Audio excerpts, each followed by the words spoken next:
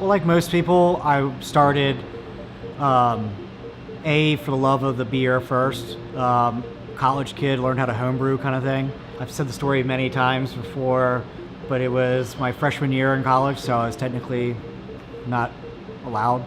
I fell in love with craft beer, from the Sierra Nevadas to the Sam Adams to the Lost Coast, beers like that. Growing up around here, whenever you could find it, I would try stuff. But then it kind of morphed into home brewing, and then always thought how cool it would be to open up a brewery. So 1996, I think it was, my first job at a brewery was down the street at Steamship Brewing Company. So that kind of led me into, I love this. But then I kind of finished college and then kind of went a different way. Ended up working for a payment company, a credit card processing company, and I worked for Cisco Foods. And then knew what I still want to do as I kept homebrewing and came back to it. I worked for St. George for a little bit. I worked for a small beer distributor for a little bit, and then ended up opening up O'Connor Brewing. So technically we were founded September 2009. From that point until St. Patrick's Day 2010, when we brewed our first batch of beer. That was the build out, getting everything ready to go, getting all of our distribution agreements set. Because back then we didn't have the ability to have a tasting room. We were just going to be a manufacturing brewery. We brewed our first batch of beer, St. Patrick's Day, March 17th, 2010, and that's what we use our anniversary date for. And I guess the rest since then has been kind of history. We were one of the first ones. We were the first one to open up on the south side, and now I got a lot of friends in the industry around. So it's definitely been a wild ride and definitely a very fast-paced ride. The state of local beer, I think, is strong and it's growing. The state of overall beer is flat. I think we're going to start seeing some more things occur, some pulling back, I think. But I do think right now Virginia is growing. I think locally Hampton Roads is growing. And I'm really having a good time seeing what our friends at Benchtop are doing, our friends at Rip Rap are doing. I think Smart Mouth's putting out some really great beer, Bold Mariner, and our friends in Virginia Beach, Commonwealth and Pleasure House. I haven't been down a Deadline. Daryl's going to kill me for saying that, but I need to get down there. Reaver Beach and Young Veterans. I think the area is big enough to handle this. I just think the people that are getting into the game now really need to think it through, how they're planning out and they need to be reasonable and they need to be honest with themselves of how it's going to look in the next 5 years. Because this past 5 years, it's changed so dramatically. I just can't imagine what the next 5 years is going to look like. Asheville is a hub. I think Richmond, one of the latest articles I read, Richmond is becoming that hotbed. I've said it before. I think the one challenge that we have right now is sometimes the transient demographic that comes and goes. Can either help or hurt us. I think the more breweries doing unique stuff is going to allow people to come down here. We have a really big pocket. We're not as concentrated as Richmond or say Asheville, but I do think from Williamsburg down to the oceanfront, we already have the tourism base, so I do think it's going to help carry that destination view along. So, again, with me being one of the first breweries to open up in Hampton Roads, it was kind of, I don't want to say it was easy for me, but it was as simple of, I'm going to make beer, I'm going to market it, and we're going to see how it goes. If it didn't work, sell the equipment, shut the doors, pay back as much debt as possible, and that was it. Going into this game or any industry that you want to go into, have passion for it first. Like what you do. Whether you're the cameraman, whether you're opening up a small retail shop. Know your product and like your product. Because the easier that you are passionate about it, it's going to show to the customer's face, and they're going to take you a little bit more seriously. Other than that, then know your market. Am I going to go open up a Subway sandwich shop next to a Subway? Probably not. Know where you're going, know how it's going to fit in. The old business school thing is, find a niche and fill it. That's what I think I did, but that's not to say that there can't be other competition out there. There might be somebody in a bigger company not doing, you may find something they're not doing right that you think you can do better. So stay innovative too. Don't just rest on your laurels, constantly thinking what you can do better, whether it's just processes inside your business or coming up with a new idea. I'm a huge advocate for entrepreneurialism, Obviously, I am. My parents were entrepreneurs, so I learned that a long time ago. I'm a firm believer in find out what you're passionate about, create your own destiny. I will never say anymore that the money will follow, because it takes hard work and understanding what you're doing. If you're not good at every aspect of the business, like me, find people that are strong that can take over those aspects for you. Well, I didn't say it, but you're gonna run into walls. You're gonna hit failures. I think failure is a necessary ingredient for Recipe for Success. If you never fail, then you're never gonna know whether or not you're truly successful. You're going to think that everything you do is perfect. And that right there can drive somebody's ego through the roof. Humility is another one. You know, there's times that we've messed up here. I make jokes about it because I know that I'm not perfect. I get up every morning with a good attitude. I'm coming in today, we're gonna figure out these problems. If you don't have that, then it's gonna be a tough ride. You know, I think at the end of the day, you just gotta keep pulling your boots up and moving forward every time you can. The guy next to you probably has similar or different or better or worse problems than you do. You're not alone.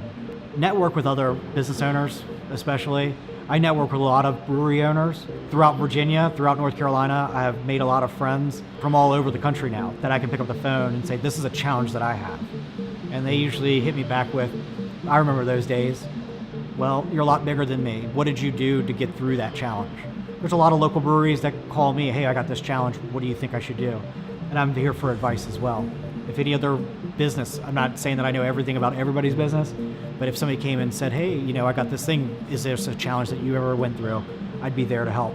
One of the biggest problems being an entrepreneur is inaction, or the inability to make decisions. The thing is that, you know, maybe in the back of your mind you have solution B, but you're gonna go with solution A because you feel like that's gonna be the one that's gonna take it. You need to be open and honest with yourself, I guess, quick enough, because if that decision decides to go south, you need to be able to redirect real quick and make another decision to try to right that as quick as possible. And I think that's the biggest challenge with, in myself included, is I won't say the inability to make a decision, but the inaction, or I need to make a decision, and how much more information do I need to really make the decision?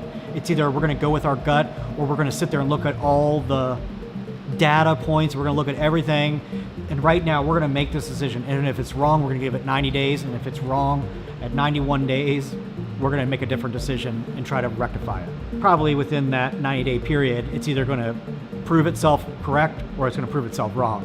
Well, we always say that we're a mighty yet humble brewery. I think our brand transcends a very big demographic. We make everything from golden ales and lagers to imperial stouts. We have New England IPAs on tap. We barrel age things. We got a couple funky new projects coming up. We, I think, offer our services and our ability to encapsulate, again, from the 25s to the 60-year-olds and above, the men and the women.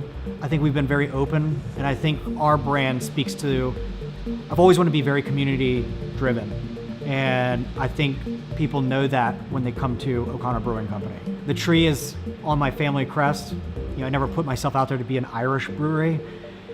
You know, my motherland is good for Irish whiskey and Guinness. So, you know, but I stand by everything we do. So I think that's kind of worked itself out there. Having my name on there, the products that we sell, the experience that you get here is coming from the O'Connors, not from a cookie cutter thing that's just setting up shop. I like to believe that we welcome anybody into this building. We want people to enjoy beer. We want people to know what local beer is about. And then we want them to go off into the community and either search our beer out or go find something that's just as great and support our friends as well. You know, I think part of the craft beer boom is attributed to that old slow food movement. I mean, we're seeing people like New Earth Farm and Commune bringing the farm to fork concept back. I mean, I'm seeing even bigger restaurants search more local, support more local. I think that's just an inherent nature that people are coming back to. They want to support the people that are part of the community. What can you do to combat bigger breweries? Well, we all know that you don't have, I mean, unless you're extremely well off, you're not going to have the deep pockets for marketing. So a lot of it, especially in my industry, and a lot of it I think can go with, again, the small retail shop, is the over exertion of customer service, the don't worry about it, I'll take it back and we'll fix it. We've had people further out, hey, I got this, I have a bottle here that's really low filled. Well, bring that one bottle back and I'll give you a 6-pack kind of thing. I mean, it's going above and beyond. Again, differentiating yourself.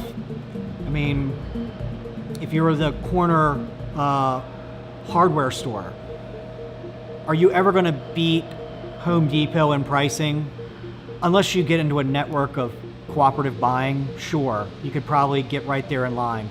But at the end of the day, you want to market, or you want to let the community know that we're here, part of the community. You can come here and get what you want. I will get off my butt and I'll go buy that part for you and bring it back to you, that kind of thing. So it's really just going above and beyond and taking it to the next level customer service wise, and making the customer feel that they're a part of what you're doing. We're part of the Business Consortium of the Arts.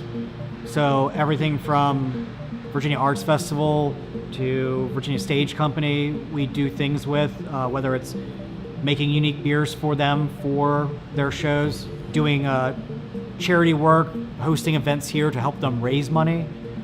We work a lot alongside with Hope House Foundation, Sensible Seafood with the aquarium, Operation Smile.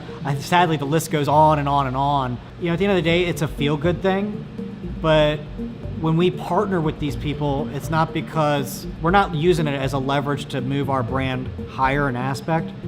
First and foremost, I've known the family from Operation Smile forever, the Chaz Foundation, to battle mental illness and depression. Chaz was actually a really good friend of mine. So typically the charities or the organizations that we get involved with are something that my wife and I feel strongly about, that is a necessity in the community, A, and that they're doing good work, B. So why wouldn't it be beneficial on both ends to link up with these great charities, create beers for them, work hand in hand together? I think it's a win-win situation. The economic view is simple. I mean, everything that you're buying from O'Connor comes right back to this community. This is the hub where we pay our city taxes, our food and beverage taxes, our property taxes. Shopping small, shopping local, again, economic side is more advantageous. But most likely, this is the person, if the product's there and the pricing's reasonable and the customer service is there, this person, you're going to realize they're the mother or the father of the kid that's in the class with your kids. They're the mother or father that goes to church with you. They're the mother or father that you bump into at the grocery store. Could be your next best friend. You never know. You never know. They might live 3 doors down from you. I just see working along with the community and supporting the community as much as possible is smart business, and it's just smart being part of the community. Well, the Ghent Craft Beer Festival, it's kicking off at O'Connor Brewing Company, April 14th. Try to get your taxes done beforehand and enjoy a beer. I think you're going to leave here and go off onto the other breweries around here. We're looking forward to it. I think it's another community group that can get together and showcase what we're going to be doing and what the other breweries are going to be doing.